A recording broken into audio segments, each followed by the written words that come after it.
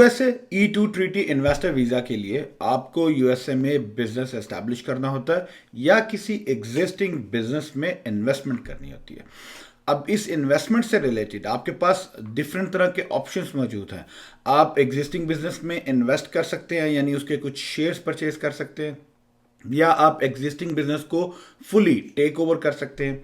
आप एक अपना खुद का ब्रांड न्यू स्टार्टअप जो है वो लॉन्च कर सकते हैं, या आप कोई रनिंग एस्टैब्लिश जो फ्रेंचाइज है वो परचेज कर सकते हैं, या आप एक नई फ्रेंचाइज जो है फ्रेंचाइज बिजनेस जो है वो परचेज कर सकते हैं।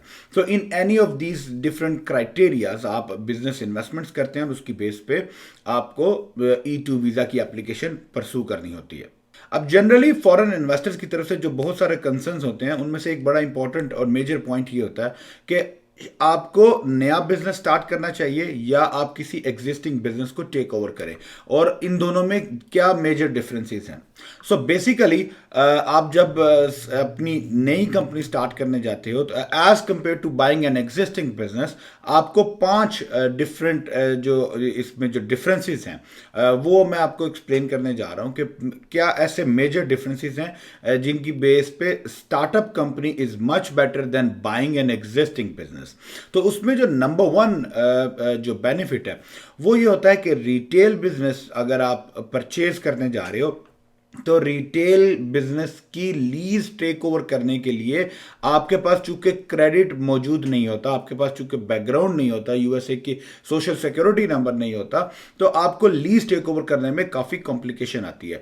While as compare to the retail existing business acquisition, आप अगर एक service based startup company launch करते हो तो आपको कमर्शियल लीज नहीं टेक ओवर करनी होती। आप सर्विस्ड ऑफिस जो है वो आप लीज कर सकते हो, जो कि बहुत कन्वीनियंटली अवेलेबल है और मंथ ऑन मंथ कॉन्ट्रैक्ट पे अवेलेबल होते हैं। तो कमर्शियल लीज आपको नहीं करनी होती है। आप प्रोफेशनल ऑफिसेज जो है, टेम्परेरी शॉर्ट टर्म ऑफिसेज जो है वो आप लीज आउट कर लेते हो और उसकी बेस पे आप अपनी एप्लीकेशन को परसू कर लेते हो। सो बेसिकली आपका लीज डिफिकल्टीज या ऑब्स्टिकल्स जो है वो आपके एप्लीकेशन प्रोसेस से रिमूव हो जाते हैं। नंबर 2 वेरी इंपॉर्टेंट फैक्टर वो ये होता है कि एग्जिस्टिंग बिजनेस जब आप परचेज करते हो तो आपने उसकी बिजनेस के अकाउंट्स, उसके ड्यू डिलिजेंस, उसके बैंक अकाउंट्स, आपने वो सब टैक्स रिकॉर्ड्स, आपने उन सब की ड्यू डिलिजेंस करनी होती है और उसके बाद बिजनेस की वैल्यूएशन करनी होती है। अगर आप एक स्टार्टअप कंपनी लॉन्च करते हो तो उसमें आपको कोई भी एग्जिस्टिंग अकाउंट्स और बिजनेस और टैक्स रिकॉर्ड्स और टैक्स रिटर्न्स की वैल्यूएशंस की हैसल जो है वो नहीं करनी पड़ती है, because you are starting a brand new business. तो प्रैक्टिकली आप एक नए बिजनेस के तौर पे उसको डील करते हो और उसमें आप अपनी फ्यूचर प्रोजेक्शंस की बेस के ऊपर आप अपनी पिटीशन को परसू करते हो। Number 3 very important again, existing business आप वही परचेज करोगे या वही एग्जिस्टिंग बिजनेस क्वालिफाई होगा E2 वीजा के लिए जो एक प्रॉफिटेबल बिजनेस होगा।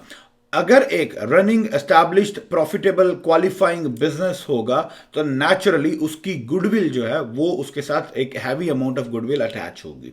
अगर आप स्टार्टअप कंपनी लॉन्च करते हो तो आपको ये हैवी अमाउंट ऑफ गुडविल जो है वो पे नहीं करनी पड़ती और आप अपनी अमाउंट इनिशियल जो कैपिटल इन्वेस्टमेंट्स है वो एक बड़ी मद में आप अपनी इन्वेस्टमेंट जो है सेव कर लेते हो। नंबर 4 स्टार्टअप कंपनी में अनलाइकली द एग्जिस्टिंग बिजनेस, आपका जो ओवरऑल कंबाइंड बजट है वो आपके कंट्रोल में होता है। आप अपनी मर्जी से चीज़ों को ज़्यादा या कम कर सकते हो अपनी चॉइस और सिलेक्शन की बेस पे। आप अपने इक्विपमेंट्स, अपने इंफ्रास्ट्रक्चर, अपने जो ओवरऑल जो बिजनेस की इन्वेस्टमेंट्स हैं आप उनको कंट्रोल कर सकते हो, जबकि एग्जिस्टिंग बिजनेस में आपके पास ये कंट्रोल अवेलेबल नहीं होता।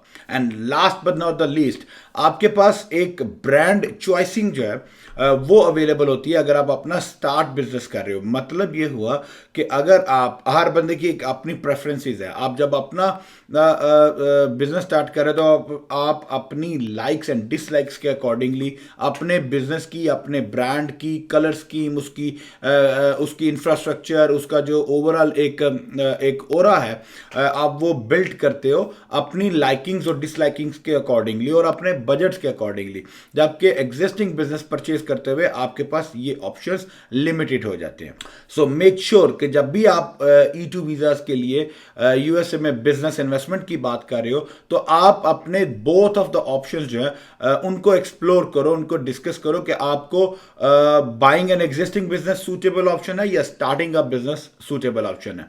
आपके ख्याल में आपके लिए क्या सूटेबल ऑप्शन है, आप मुझे कमेंट्स में, इस वीडियो के कमेंट्स में ज़रूर एक्सप्लेन कीजिए ताकि मुझे अंदाज़ा हो सके कि आप लोगों की क्या प्रेफरेंसेस हैं, क्या चॉइसेस हैं, and how do you want to proceed with regards to the E2 visa application. Thank you.